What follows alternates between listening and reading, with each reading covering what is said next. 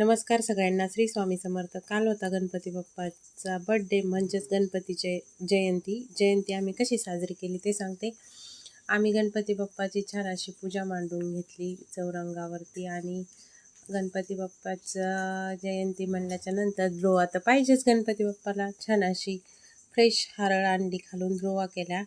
आणि द्रोवा केल्याच्या नंतर गणपती बाप्पांना छान असे मोदक केले, खोबऱ्याचे गुळाचे मस्त असे मोदक झालते. आणि गणपती बाप्पाला मोदक नैवेद्य दाखवून घेतला. तसंच आपली दररोजची जी पूजा आहे ती राहिली होती, ती पूजा देखील करून घेतली. आणि मस्त नैवेद्य दाखवून घेतल्याच्या नंतर आपण कोणतंही काम असू द्या, पहिलं गणपती बाप्पाची स्थापना करतो. आणि वक्रकुंड महाकाय सूर्यकोटी समप्रभ निर्विघ्ने कुर्वे देव सर्व कार्य सुसर्वदा.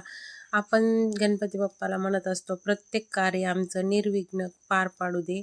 तसंच आपण गणपती बाप्पाची स्थापना केल्याच्या नंतर हा मंत्र नक्की म्हणतो, श्री गणेशाय नमः, श्री गणेशाय नमः. गणपती बाप्पाची छान अशी आरती झाली, दुवा व हार आणि छान असं सगळं व्यवस्थित करून घेतल्यामुळं गणपती बाप्पाला एवढ्या छान सुंदर रूप दिसत होतं ना गणपती बाप्पाचं. खरं असं घरात काहीतरी नवीन पूजा केल्या ना, तर दररोजची तर पूजा असतेच, पण नवीन काहीतरी पूजा केली ना घरात, सारखं त्या पूजेकडं पाहून असं घवघव वाटत असतं. तसंच आपलं दररोजचा नैवेद्य भरून घेतला स्वामींना.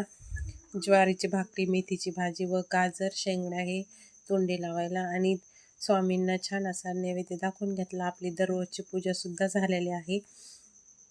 तुम्हाला माझा व्हिडिओ कसे वाटतात नक्की मला एक लाईक किंवा एक कमेंट करून सांगा. श्री स्वामी समर्थ.